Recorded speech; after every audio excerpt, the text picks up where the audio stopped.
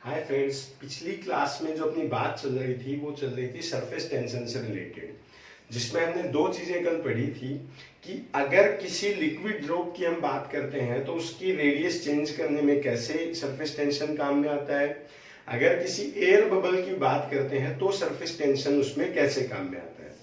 आज हम स्टार्ट करते हैं नंबर 3 से। आज का टॉपिक है use of surface tension in किस चीज में, स्प्लिटिंग ऑफ ए ड्रॉप। देखो, मान लो कोई ये एक ड्रॉप है जिसकी रेडियस हमें दे रखी है कैपिटल आर। ये यहां से डिवाइड होती है एन स्मॉल ड्रॉप में जिनकी रेडियस हमें दे रखी है small R. Small R is radius of smaller drop.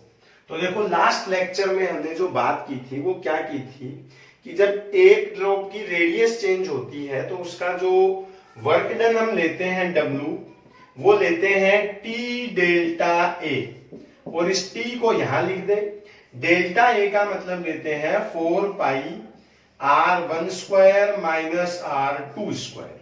ठीक है, अब R1 तो कितना है, R है, R2 कितना है, स्मॉल r है, लेकिन चेंज क्या है, यहाँ पे ड्रॉप कितनी है, स्मॉल n है।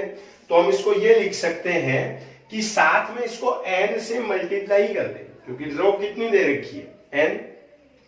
अब इस कंसेप्ट में चलने से पहले हमें बैक चलना होगा एक चीज में।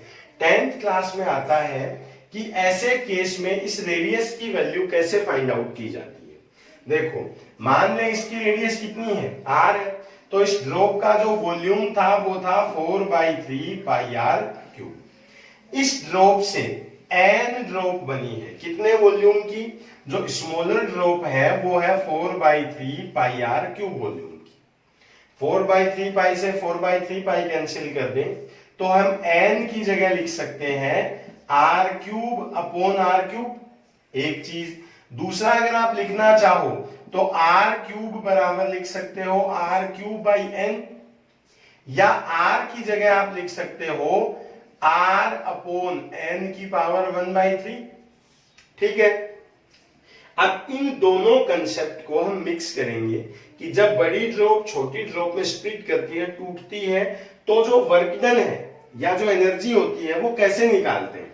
यहां हमने ये पढ़ा है टी डेल्टा ए, पहले केस में तो था 4 पाई आर स्क्वायर।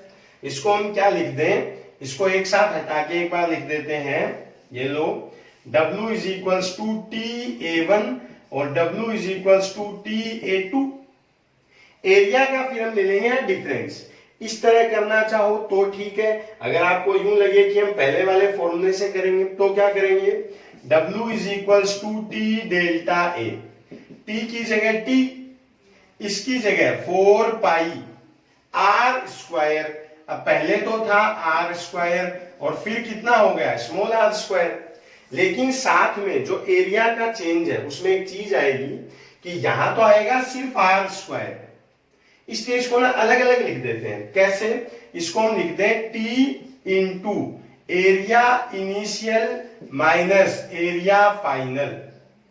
अगली चीज, बाद में जब छोटी ड्रॉप बनती है तो एरिया इंक्रीज हो जाता है, इंक्रीज होता है तो फाइनल एरिया ज्यादा है, तो इसको हम लिख देंगे W is equals to T, final area पहले लिख देंगे final minus area initial. W is equals to T, final area n drop है और एक ड्रॉप का एरिया होगा n into 4 pi R square, minus बाद में पहले का एरिया कितना था 4 पाई आर स्क्वायर। फिर से सुनना, हमने क्या किया है, एक ड्रॉप जिसकी रेडियस स्मॉल आर है उसका एरिया है 4 pi R square.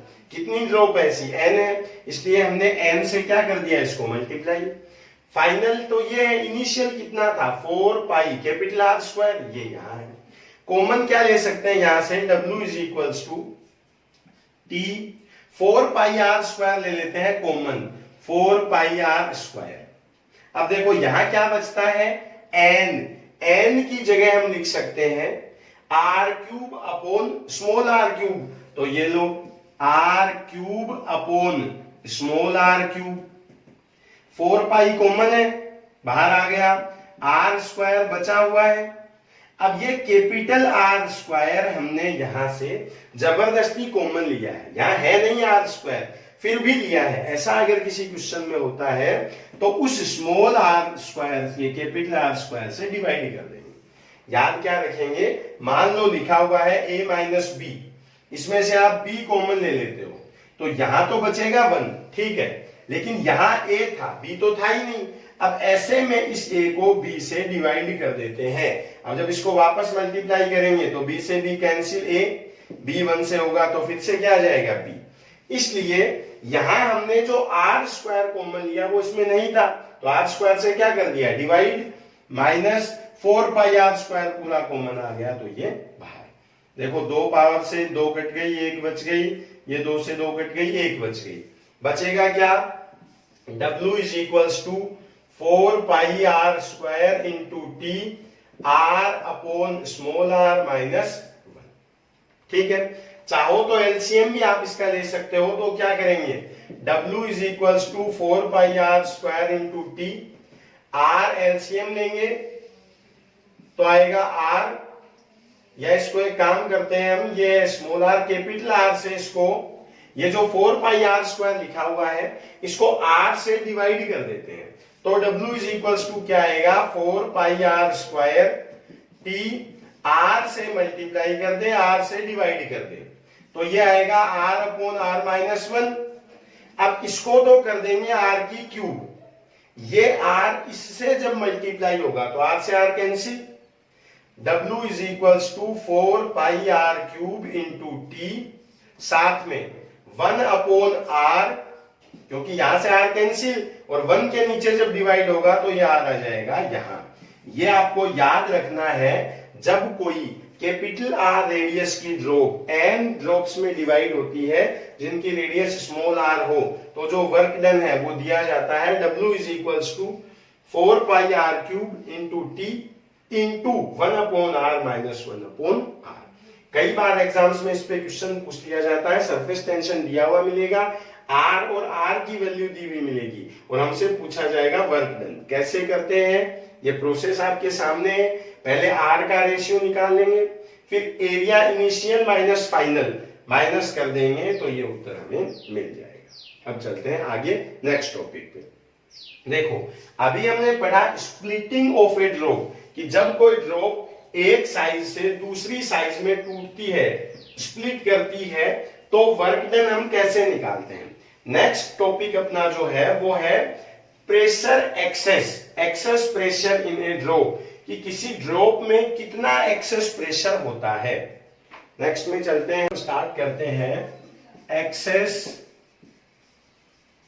Pressure in a liquid drop, कि मान लो ये कोई लिक्विड ड्रॉप है यहां दे रखी है, अब इसमें प्रेशर आउटसाइड में ज्यादा है या इनसाइड में ज्यादा है, बाहर प्रेशर ज्यादा है या अंदर प्रेशर ज्यादा है, बाहर की एयर इसको कंप्रेस कर रही है, अंदर की एयर इसको कंप्रेस कर रही है। इन सारी चीजों को हमें समझना है। इसके लिए हम क्या करते हैं कि एक इसका क्रॉस सेक्शनल एरिया हम यहां से ले लेते हैं, जिसको नाम देते हैं ABCD, ठीक है। यहां से इसका क्रॉस सेक्शनल एरिया अगर हम देखते हैं तो ड्रॉप है कुछ इस तरह से। मैं इस सरफेस की इसकी बात करूंगा, रेडियस इसकी मान लें हम R है, कितनी मान लें R। तो देखो इस लिक्विड पे क्या क्या प्रेशर काम में करेगा, कितना फोर्स काम करेगा। एक प्रेशर तो बाहर से एयर का लग रहा है इसके ऊपर, जो इसको लिक्विड फॉर्म देता है, मतलब वाटर अगर इधर से आता है तो सामने से लगता है। तो फर्स्ट फोर्स को अगर हम नाम दे दें F1, जो किसकी वजह से है, ड्यू टू एयर, बाहर की एयर की वजह से है, इसको नाम दे रखा है हमने ABCD। अब बाद में हमने ये पढ़ा था कि सरफेस टेंशन की वजह से कोई जो लिक्विड है वो ड्रॉप का फॉर्म रखता है, तो इसने जो लिक्विड का फॉर्म, ये लिक्विड ने ड्रॉप का जो फॉर्म रख रखा है वो है सरफेस टेंशन की वजह से। मतलब यहां एक सरफेस टेंशन की वजह से फोर्स काम कर रहा है, जिसकी वजह से ये लिक्विड ड्रॉप की फॉर्म में क्या काम कर रहा है। F2 इसको हम नाम दे दें, F2 is due to surface tension. बाहर से लिक्विड पे दो फोर्स लग रहे हैं, एक तो ड्यू टू एयर और दूसरा ड्यू टू सरफेस टेंशन, जबकि अंदर से बाहर की तरफ एक फोर्स लग रहा है। लिक्विड जो है वो सामने से भी एक फोर्स लगा रहा है, इसको हम नाम दे देते हैं F3। F3 क्या है, due to liquid of drop, इस ड्रॉप के लिक्विड की वजह से। अगर हम ये कह दें कि ये ड्रॉप अभी फिलहाल स्टेबल है या इक्विलिब्रियम में है, इन कंडीशन ऑफ इक्विलिब्रियम की बात करें तो जो बाहर की तरफ से फोर्स लग रहे हैं अंदर की तरफ, वो बराबर होंगे अंदर से बाहर वाले फोर्स के। तो बाहर से कौन कौन सा लगता है, F1 और F2, ये किसके बराबर होगा, F3 के। अब देखो हम बात करते हैं सरफेस टेंशन की। हमने ये प्रॉपर्टी पढ़ी है कि T इज इक्वल्स टू होता है F अपॉन L। तो यहां से जो फोर्स अगर हम कैलकुलेट करें तो इसको क्या लिख सकते हैं, T into L। F2 due to surface tension जो है, इसकी जगह हम लिख सकते हैं T इंटू L। F1 और F3 ये है लिक्विड की वजह से, एयर की वजह से, प्रेशर की वजह से। लिक्विड प्रेशर जनरेट कर रहा है बाहर। प्रेशर के फॉर्मूले में हम पढ़ते हैं P is equals to F by A. तो F इज इक्वल्स टू क्या लिख सकते हैं, P इंटू ए। याद है पास्कल की डेफिनेशन हम पढ़ते हैं व्हाट इज प्रेशर, कि अगर किसी ऑब्जेक्ट पे हम फोर्स लगा रहे हैं किसी पर्टिकुलर एरिया पे, तो वहां जो फोर्स है उसको बोलते हैं प्रेशर की वजह से जो फोर्स आया है। तो F इज इक्वल्स टू क्या लिख सकते हैं, पी ए। अब F1 due to air, air की वजह से यहां जो फोर्स है इसको हम मान लेते हैं P1, एरिया लेते हैं pi R square. Small R radius लिया है तो इसको लिख देते हैं स्मॉल आर स्क्वायर। बाद में F3 due to liquid, liquid की वजह से जो फोर्स है उसको भी लिखना है P इंटू ए। तो अंदर का प्रेशर तो हम ले लेते हैं P2 और बाहर का जो हम प्रेशर ले लेते हैं वो लेते हैं P1। तो ये F3 आएगा P2 इंटू ए। एरिया कितना लेते हैं, पाई आर स्क्वायर। अब देखो इसको इधर ले जाएं या इसको इधर ले जाएं, टी लेंथ, सर्किल की लेंथ या सर्कमफ्रेंस हम पढ़ते हैं 2 पाई आर। तो एल की जगह पे कितना लिखेंगे, 2 पाई आर। ये इधर आया तो P2 pi R square minus P1 pi R square. Pi pi pi common आगे कैंसिल, एक आर से आर आर आर कैंसिल, क्या बचता है यहाँ 2t is equals to, R common ले लें तो P2 माइनस P1, आर से डिवाइड कर दें तो P2 minus P1 is equals to बचता है 2t बाई आर। ये पूरी कहानी जो हमने भी सामने देखी है ये समझने के लिए है। ऑफ कोर्स हमें इसे समझना चाहिए कैसे आया है, लेकिन क्वेश्चंस करते टाइम ध्यान रखो ये फॉर्मूला हमें डायरेक्ट याद होना चाहिए। एग्जाम में इतना टाइम हमें नहीं मिलता है कि हम बार बार इसको डिराइव कर सकें। अगर कोई लिक्विड की ड्रॉप है, सॉलिड ड्रॉप है, लिक्विड क्या पूरा भरा हुआ रहेगा ड्रॉप में, तो उसकी वजह से जो प्रेशर डिफरेंस है वो दिया जाता है 2t अपॉन आर। अंदर का प्रेशर है P2, ये हमेशा बाहर के प्रेशर से ज्यादा होता है। क्या कहेंगे, outer pressure T2 will be more than T1। T2 की वैल्यू हमेशा T1 से क्या रहेगी, ज्यादा। और इन दोनों पॉइंट्स का जो प्रेशर डिफरेंस है वो दिया जाएगा 2t अपॉन आर से। कैसे देंगे, बाहर से जो फोर्स लेंगे वो लेंगे किसकी वजह से, एक तो एयर ने इसको कंप्रेस कर रखा है, प्रेशर लगा रखा है, दूसरा सरफेस टेंशन की वजह से, जबकि अंदर से बाहर है लिक्विड की वजह से। अगर ये फॉर्मूला लगा के वैल्यू पुट कर देते हैं तो आंसर मिलेगा 2t अपॉन आर। अब हम नेक्स्ट चलते हैं, ये थी लिक्विड ड्रॉप। अब चलेंगे हम लिक्विड ड्रॉप के साथ में एयर बबल के ऊपर या होलो ड्रॉप के ऊपर। अभी मैं आपको ये बता देता हूं कि कल से फिजिक्स का एक वीडियो और अपलोड होगा 11th क्लास का ही, जिसमें हम रोटेशनल डायनेमिक्स स्टार्ट करेंगे। ये चैप्टर तो चल ही रहा है, साथ में आएगी रोटेशनल डायनेमिक्स। 12th का जो चल रहा है वो अलग चलता रहेगा, 11th के 2 चैप्टर स्टार्ट करेंगे। नेक्स्ट है excess pressure in hollow drop, या आप कह सकते हो एयर बबल या लिक्विड बबल बोल सकते हो। देखो बबल क्या होता है, ये तो वो थिन फिल्म है जो आप बुलबुले की देखते हो, इसके बाहर क्या होता है एयर, और अंदर भी क्या होता है एयर। यहां होता है वो लिक्विड जिसकी फिल्म बनी हुई होती है। मान लो यहां प्रेशर है P2, यहां प्रेशर है P1 और यहां प्रेशर मान ले P। अभी हमने एक लिक्विड ड्रॉप ली थी, ये लो अभी हमने लिया था लिक्विड ड्रॉप, जिसमें हमने ये कहा था अगर बाहर एयर हो, यहां सॉलिड हो, यहां का प्रेशर P1 हो, यहां का P2 हो, तो जो P2 माइनस P1 है ये आता है 2T/R। अब यहां से जब हम करेंगे तो क्या करेंगे, हमें 2 केस लेने होंगे, एक तो इन दोनों का बाहर का और इसका, और एक लेना होगा इन दोनों का। इन दोनों के गैप से हमें P2 माइनस P1 की वैल्यू मिलेगी। तो देखो P2 है बाहर का, ये है अंदर का, तो क्या लिख सकते हैं, इसको बोल दें फर्स्ट, इसको बोल दें second. Pressure difference at surface 1, या बोल सकते हैं एट आउटर सरफेस। तो कितना लिखा जाएगा, P minus P2 is equals to 2T/R। मैंने यहां P माइनस P2 लिखा है, ध्यान से देख लेना, ये P है ये P2 है, क्योंकि हमने क्या पढ़ा था, प्रेशर जो है वो लिक्विड ड्रॉप के अंदर ज्यादा होता है, मतलब लिक्विड की तरफ। तो लिक्विड की तरफ कितना है P, तो P माइनस P2 को मैंने कितना लिखा 2T/R। यूं ही अगर हम सेकंड सरफेस की बात करें, एट इनर सरफेस और एट सेकंड सरफेस, अगर दूसरे सरफेस की बात करें तो आएगा P minus P1 is equals to 2T/R।